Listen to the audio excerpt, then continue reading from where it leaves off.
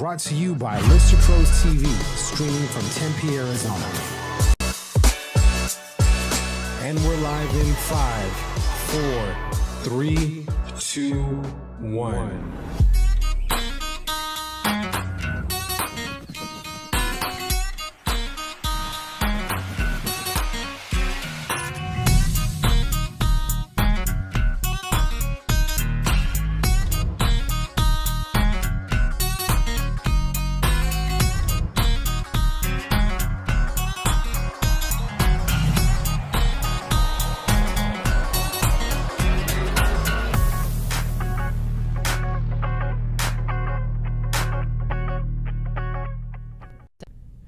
Good morning and happy Friday. Welcome to the Loan It and Own It show here at the Lister Pro studio in Tempe, Arizona.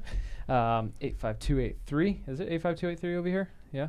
I don't know. Is it like right on? I don't know if it's right on the border or not. But thank you for joining us this Friday on the short week. It went by fast and we're going into the weekend, which is awesome. This episode is brought to you by the ProActive Realtor P-Stick. If you don't know what a P-Stick is, I love it. Tune in to Tia Moore's episode on her show. What's her show called? Next View. Yep. Next View Facebook show. That's on Thursdays, I believe. Tune in and you'll hear a story about a P-Stick.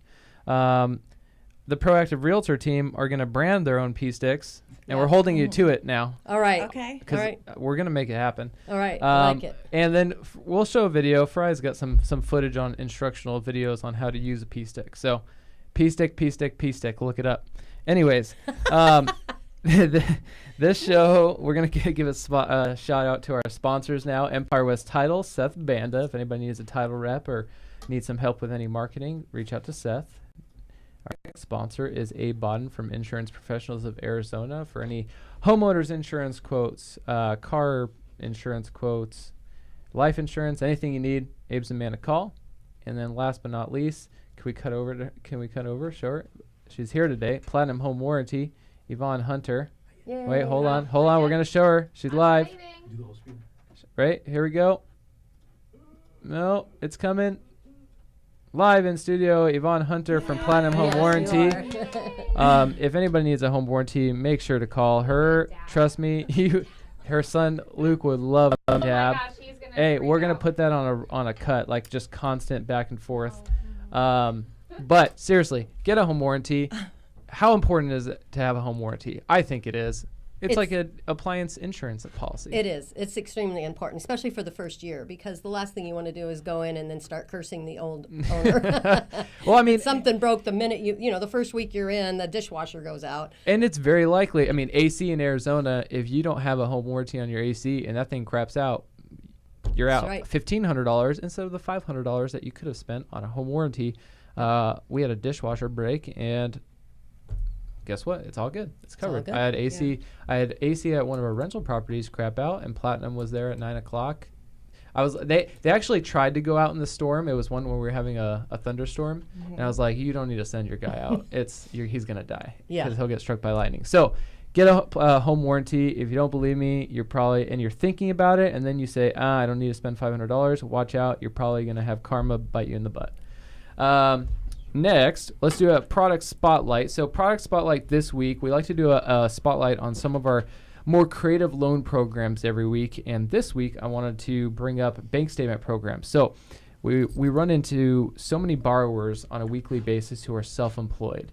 And being self-employed, what do most people do? They write off everything on their tax returns like they should, because that's their right as a self-employed individual. Now, what that causes is them to have trouble qualifying for a mortgage. I'm sure you two have run into those types of borrowers who make plenty of money to qualify and buy a home, but on paper they don't. So there's a solution for that. It's called our bank statement program. It's basically an asset-based loan. If you are self-employed, we are not looking at your tax returns. We are actually going off of your bank statements. So 12 to 24 months of bank statements.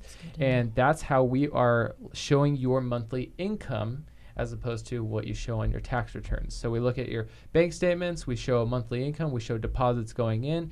Bingo, you qualify for a mortgage, you can buy a home. Had a contractor who made plenty of money, and he ran into an issue qualifying for a regular mortgage.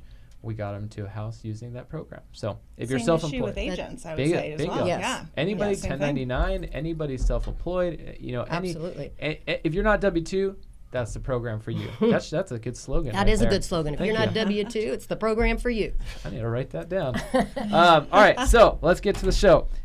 Today's show, we have two awesome guests, Katie Williams and Karen Bugg Hello. of the ProActive Realtor team at eXp Realty. eXp is, we were just talking about this. Yes. And eXp is exploding.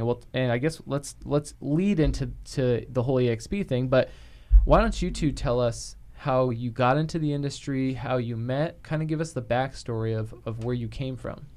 You want to go first? Okay. Katie's All going right. first. I will go first. Well, I started in education. So I went to ASU. I'm a local. I'm from Arizona, born and raised here in Tempe.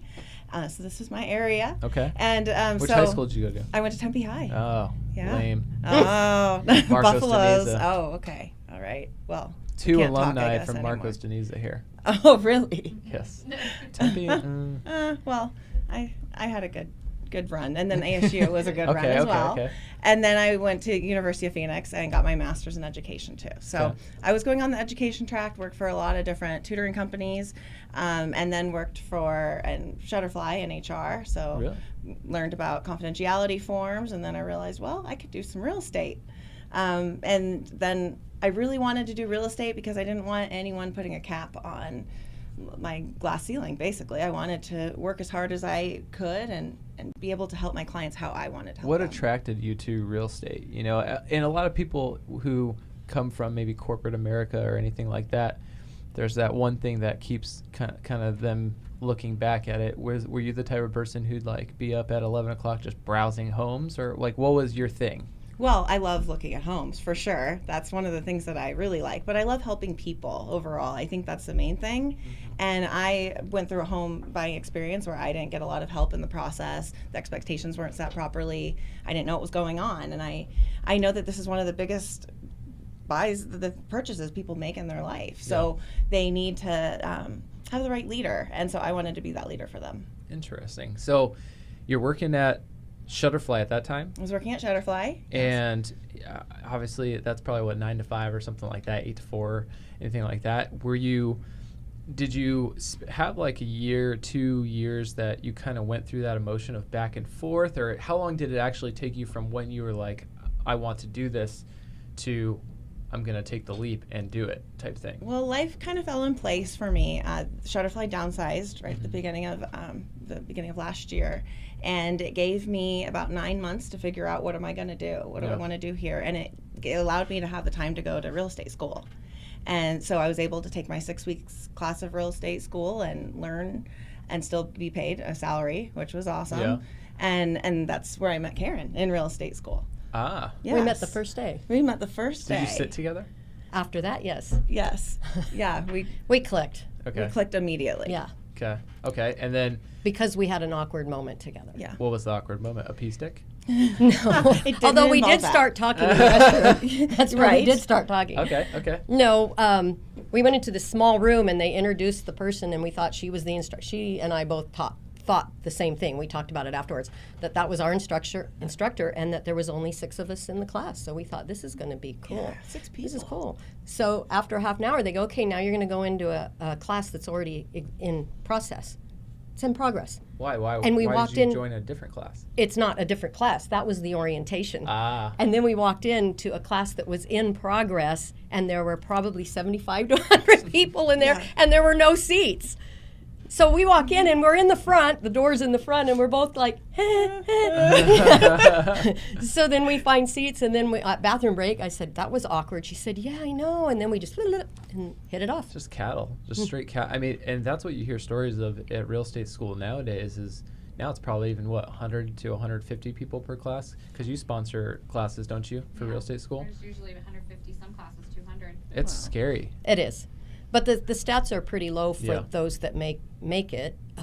They say that the average real estate agent sells between 8 to 10 a year, and that the majority of them don't even use their license. Yep. It's just, something they wanted to do. And then like 70% of them can't even pass the test, right? Correct. Yeah. Correct. We took the test on the same day, Yes, so Oh, we could passed encourage together. And we passed together. Yeah. Did you give each other high fives? Yeah, yeah, we yeah. only had to take First it once. try. Yes, yes. Wow. Absolutely. I've heard stories of people taking that test like 15 times. Yeah, we've run into that. And we like to help people that have This been is- in that position. Exactly, Yeah. and this is what was happening. I was bringing in cheat sheets on how to study and what would make memorization easier, Yeah. and she loved them, and she felt like she needed to reciprocate. And I'm not that great at math, and I love math. She's a math tutor, Okay. and so we met, and she tutored me in math, and then I brought her all the cheat sheets, and she's currently tutoring somebody that's in school right now that Really? did fail the test, and Yeah, she's she's tutoring. gonna make it though. Yeah. How did you meet that person? Are you like a designated tutor now? Well, I'm not a designated tutor quite yet. Okay. I like to help with. It's more about those people that are failing the test. They need motivation. They need study habits. Yeah. It's not so much this is the skill and this is how to work out the problem. It's that they don't feel they can do it. They have been out of school for 20 years and they're like, I don't even know how to study. And the school gives them this big box of flashcards and says, here, learn these 800 words or whatever it is, and And then they feel don't like even know it's where to not start. even on the test, right? Right. So interesting, Karen. So give us your backstory leading up to when you guys got together at school. Where did you come from? Are you from here? How did you find your way to being a realtor? No, I've been in Arizona since '92, and I became a realtor in '93. I was one of those statistics. I didn't last. I was a lot younger.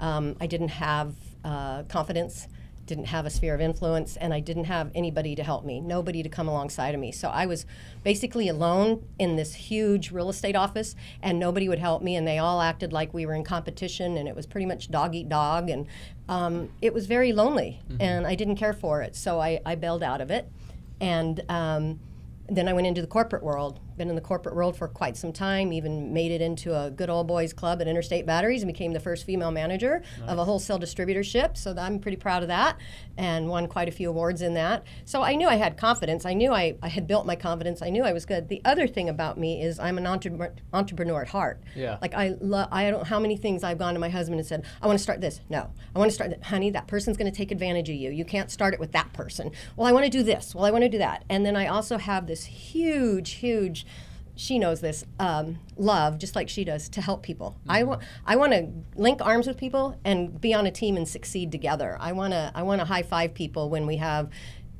great things happen, and then I want to be able to cry with them when we have sorrowful things happen. So I'm one of these that I love a team, and I love to coach, and I love to teach. So when we met and we both went our separate ways after real estate school, I went to the broker that I had already known I was going to go with. I didn't even interview anybody. I just knew I was going with my broker. And she went with a brokerage that had promised that they were going to help her succeed. And we were both apart for a year. And Then decided we needed to be together. I know. And right about the same time, we're both like, I found out about EXP, which has the retirement potential. And then I told her about it. And she said, yeah. I said, then I think we need to be a team. So I hired her. And she is everything. She is the marketing director. She's the bookkeeper. She's social media guru. She also does all the transactions, Okay. and she likes to be behind the scenes. And I like to be out with the buyers and sellers and the people. Sounds like you have a good dynamic going. We do. Right. We definitely work with our strengths. So, question for you, because you were managing your whole thing. What was the driving factor that led you back to real estate? Because you don't hear that story too often. You don't hear of someone doing it, years before and then kind of not feeling the passion with it and then coming back to it and doing it again and then prevailing in it and passing in your first try. And, obviously with you being an entrepreneur at heart and, going back and forth with what, I want to do this. Oh no, that person, like you had so many things that somebody would just say, oh, I'm not going to do it. It's not even worth it at this point. That's probably the flaw with most people who don't become entrepreneurs is they want to do something, they try to do something, but then they find the reason to hold them back. And you had those reasons to hold you back. What was the the thing that pushed you over the edge? I feel like I even had another thing that was kind of against me is my age. I felt like maybe I'm too old to get into the industry. There's all these millennials or all these young Zs, they're out there and they're confident. I wasn't that at 30. They are. I wasn't that at 25. They are. Yeah. So I felt that I had that disadvantage as well. But the one thing that pushed me forward was just the idea that I could help people but also build a business at the same time. And I wanted to try it, and we were at a place where I could try it, and so I did, and it's been successful, and I love it. Yeah. So yeah, I think I just finally built up the confidence. Did you do, when you joined real estate school, had you already left the other career, or was it a transition? Yes. Interestingly enough, my husband and I had moved to Washington for 2 years for opportunity. Okay. And then we moved back.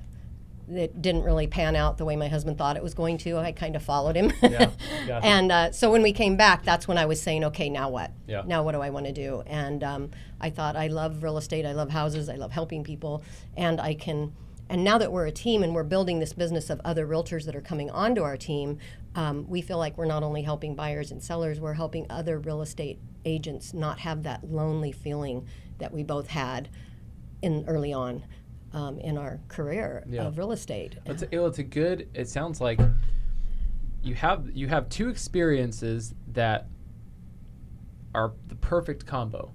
You battling that quitting feeling, I guess, from not doing it the first time and then just doing it the second time with all the things that could prevent you from doing so. And then you're just an educator at heart. So you just like that's a perfect combo of confidence and educational confidence with teaching people. And then you guys come together. It's like everything happens for a reason, right? Yes. Where did you live in Washington?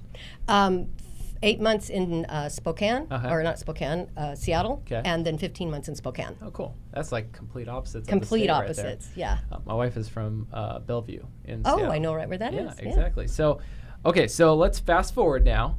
The story has been set. How do we start ProActive Realtor team? And how do we get to EXP? Okay, well, I was introduced to EXP, and I was pretty sure I wasn't going to switch brokerages. But when I saw that they had the stocks, where I could purchase stocks at 20% discount every time I had a closed sell, that interested me because it's in real estate, you don't have a retirement. As you know, when you're an entrepreneur and you build your own business, you don't really have an exit strategy. So I felt like with the stocks, there was an exit strategy built right into the EXP model. Yeah. The other thing that EXP does is you're allowed to bring people under you, and then you can make commission off of them as well, but it's not from their commission, it's from the company because it's called revenue sharing, not profit sharing. Keller Williams does the same thing, only it's profit sharing. And they have you bring people on under you as well, and that's proven to be very, very successful. What EXP did is they took it a step further, and they're doing it off of the revenue, off of the gross, rather than off of the net. And so you get a little bit, quite a bit more money. So there's two ways to actually build your retirement with EXP, and that was the thing that threw me over the edge and saying, okay, I'm going to make the switch. And isn't EXP a cloud-based? Yes. Cloud-based And brokerage? ask her how phenomenal the university Oh my is. goodness, it's so neat. University. See, I don't know about that. I think you need to enlighten us on what this whole cloud-based brokerage is, the university. I mean, tell us about that side of it from your perspective as an educator. Yes, well, there's no brick and mortar building at all. At all.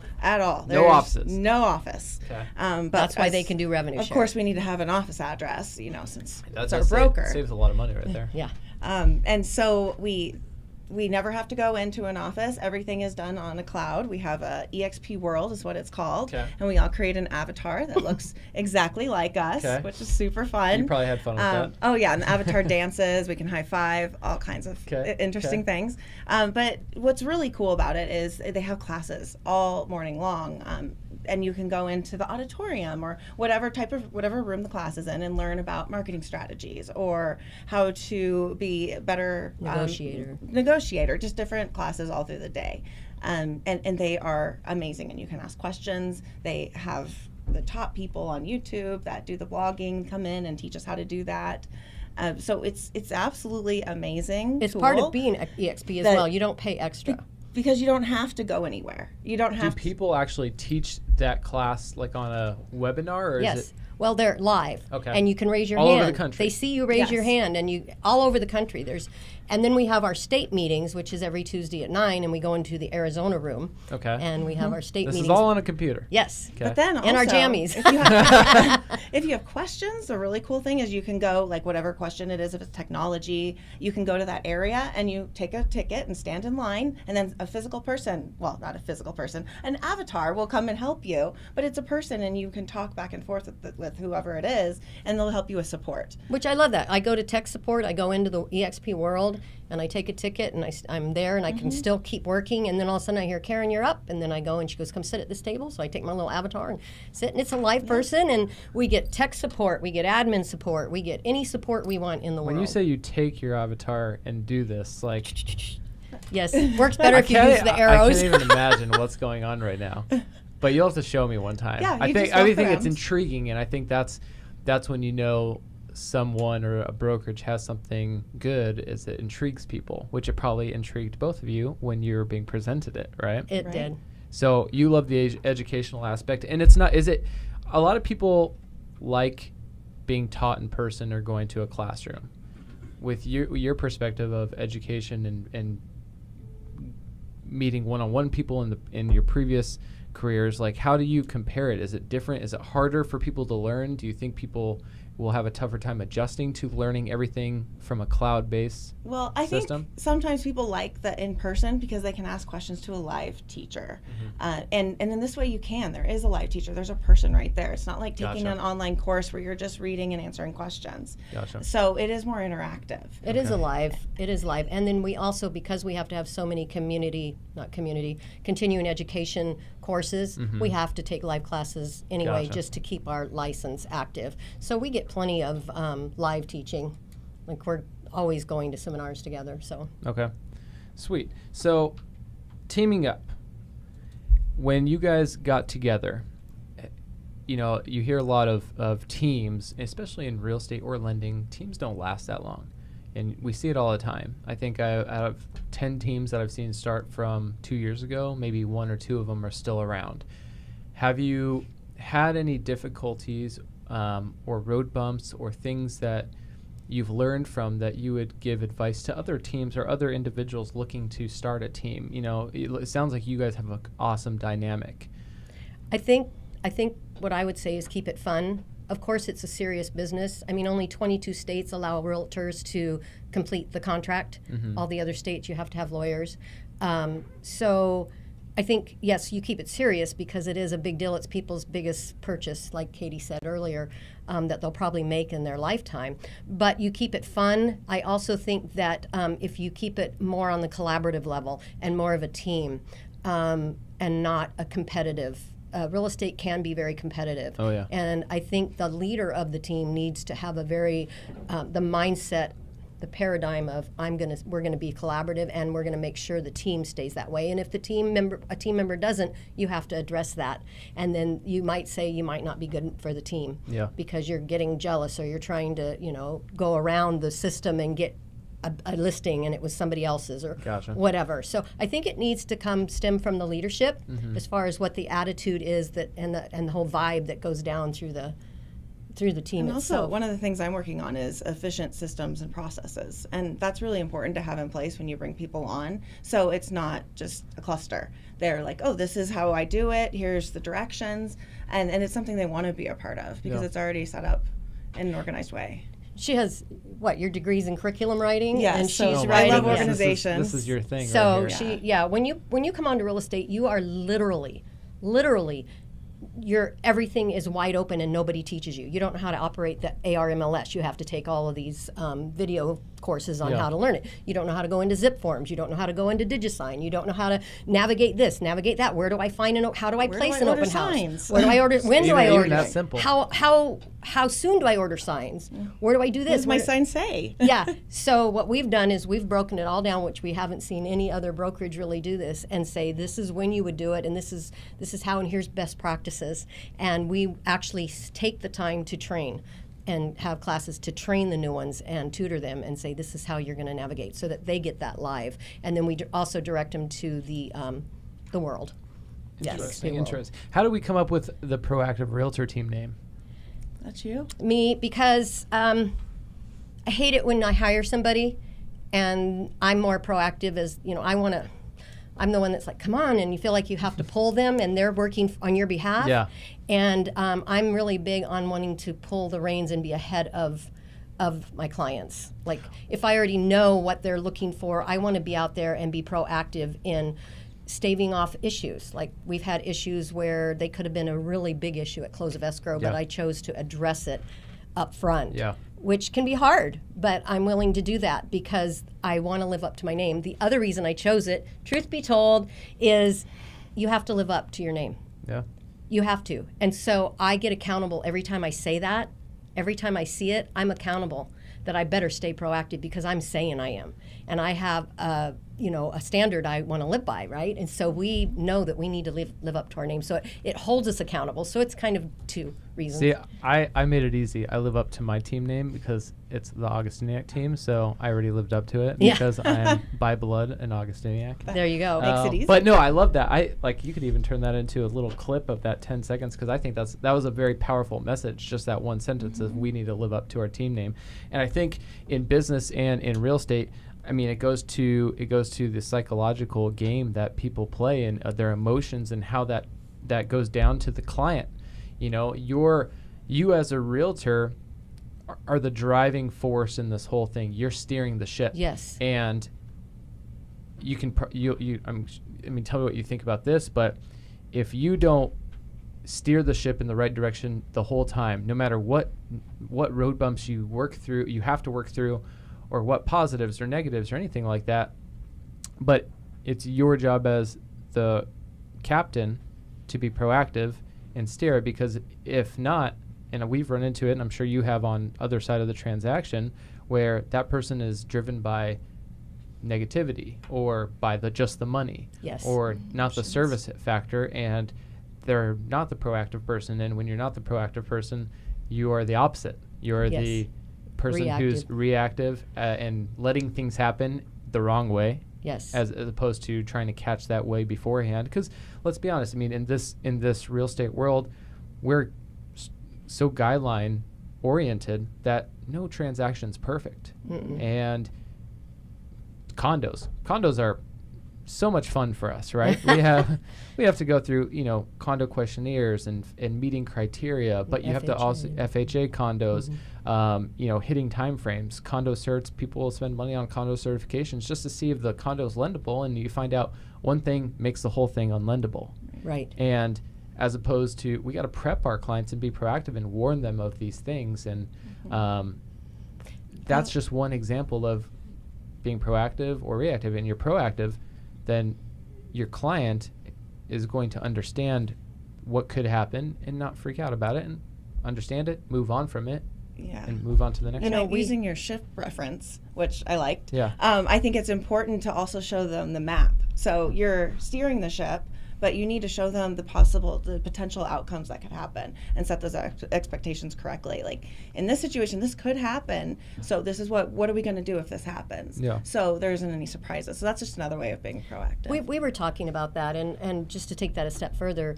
we feel that if we educate our buyers and our sellers before we even sign the dotted line to be hired by them, and educate them for what to expect, and that anything can happen because it is real estate and you're dealing with emotions on both sides. I love that we take it serious to educate our clients before we even step into an agreement with them. Yeah. Because otherwise you do set them up for failure when something goes wrong, especially as a friend. I mean, I've done a lot of deals with friends, and you don't want it to ruin your friendship. And so you've got to, number one, you've got to educate them right off the bat. And number two, you've got to stay proactive. If something you can see is going to go wrong, you can't wait till it blows up in your face. You've got to go and address it as hard as it may be. Yeah. I mean, especially with friends and family, right? Yes. But the reality is, we all have to be communicating the fact that when you're buying a home or selling a home, there's risk involved on all sides. And yeah, you're going to have invested money in inspections and stuff like that. And it may not be smart to buy the house after, but people will be like, why did I spend the money? Well, you have to have you have risk involved when buying a house, and there's a lot of times where realtors don't communicate that to the clients. They don't communicate the risk involved. There is always risk.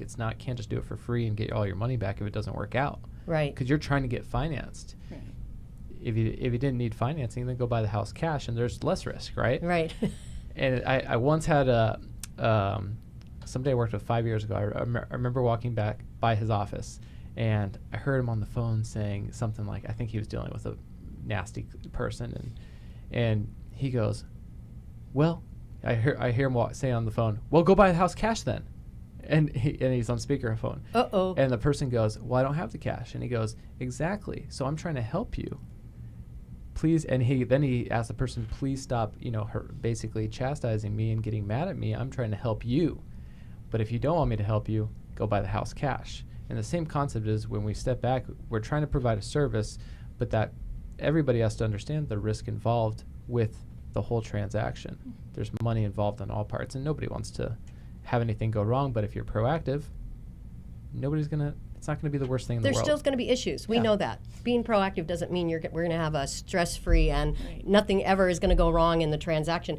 Every single transaction has something pop up.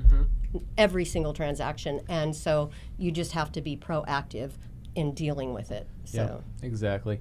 I did a poll the other day on my Instagram story of rent versus own, and the stat, what it told me was that out of about 50 people who polled, 20% of them were renters and 80% were owners. What would you say to that? What does that make you think of right off the bat? What's the initial thoughts that you have to that stats or response? You want to answer? Yeah, I can answer. Well, I know that since Maricopa County is the fastest growing county, there's a lot of people coming here and they immediately rent because that's what they do when they move here if they don't have a house set up. So I know that a lot of those renters, at 20%, are probably going to be looking for a house in the next year. So that would be a marketing strategy, is to hit those renters. That's one of the things that we are working on, and talk to them and work on first-time home buying programs for them as well, because sometimes it's just the knowledge of how to buy a home and they're stuck in the rental world. So getting them out of that if they need help. I've held first-time homebuyer seminars as well. They've been very successful. I hold them usually at Topgolf, and of course the lender and the title company gets involved in helping with that. But educating a first-time homebuyer, I really have a heart for the first-time homebuyers, and the millennials are not buying like their parents and grandparents did at the same age. Yeah. They're holding off because they want to travel, they want to do all of this stuff first. But I've realized by teaching them and giving them an overview of what it's like, it's not as scary for them. I just feel like they've loved it. I've had nothing but good feedback on those first-time homebuyer seminars. So, what's your guys' overall business model? Are you the type of realtors who do lead gen? Are you the type of realtors who go all by referral? Do you have a mix? What's your style? It's mixed. Okay. It's completely mixed. I do want to kind of toot her horn. Toot it. Yeah. We did an open house on a listing that we had, and she really worked the marketing for the open house. We put it on the very first day on the market we had the open house. Okay. And because there was so much saturation of publicity for this home, and we did the signs, we had 50 signs out, we had 4 different major intersections, we saturated it. We ended up with 30 people at this open house, 5 offers, and 1 that the sellers could not refuse. Really? Like they were fighting All wars. that weekend? The same day. Oh, wow. Within a 4-hour period from 10 to 2. 4-hour Just have, period. like crowd, like people running in? Yeah, and they'd bring back, some of them were bringing back, we had four of them that brought back their families. They're picking out their rooms. It's They're sad. videotaping their When they husbands don't- that are overseas and deployed. Okay, this is the room I want. I mean, it was crazy. I wish we could replicate that house times 20. So I say that, what made me remember that is 6 out of the 30, because we take surveys when you come in the house, and we ask them to take a survey of the home to give the owner. Yeah. And 6 of the 30 were from out of state. We had Oklahoma, Arkansas. We had another one. a lot of California. Moving here for new jobs? Yes, and some were Interesting. wanting to come before they even had a job. Wow. Yeah. And I even took it a step further and said, well, what made you think of Gilbert? What made you think of this area? And well, a lot of them said we did research online and we felt like this was the place to be. Second safest city in America. That's Gilbert. what they say. Yep. And Maricopa County is growing fast. with I jobs, just saw an too. article yesterday that by 2026 there's going to be 1 million new jobs or something. 500,000 to 1 million. It's insane. It is insane. So, okay, well, that brings me to my next question. Thoughts on Homey, OfferPad, and Open Door? I think that there's a place for them. I think if you have more money than time, use them because you're going to be paying an awful lot for them. But if you're in a hurry to get out, go ahead and use them. There's a place for them. That's a very positive outlook on it because you do have. I remember going back to your first go around in real estate. You Right. said one comment about everybody thought it was a huge competition and everybody would be, pushing each other away because they didn't want to interact because you're my competitor, you're my competitor. But it's nice to hear somebody say that, hey, there's a place for them and they fit a certain demographic. They do. We had my broker, when I was with my other broker, she had a listing that was on the market for months and months and months and months and months. It was kind of a weird floor plan of a home, and so it didn't really fit the price range. And after about the 6th month, they said, can we bring in Open Door and see? So we did an analysis, and when they saw the cost difference, they said, we'll just pay a stager. They came in and staged it, and within a month it was sold. Really? It was a vacant home. So all we had to do was stage it, and it took care of that. So, but we did do it, and when the sellers saw how much, and so we said, if you still have time to wait, Yeah. wait. But if you can do with giving up that much money and that you're good with that, then go for it. Was there no furniture in the house to No, start? it was vacant, no furniture. So thoughts on staging? Oh, I think it's so important. I think it's so important. When people come into a home and it's the other person's personality, it throws a lot of buyers off. They can't see the bones of the house. They look at the furniture and they start talking about, wow, there's a stuffed animal in every room. Why so many stuffed animals in this room? Because there's a lot of stuffed animal lovers out there. Yeah. Or if the furniture looks old, it makes the house look old. Old, correct. So I think some homes actually show better vacant, and because people just are hung up on how it's designed or how they've placed their furniture.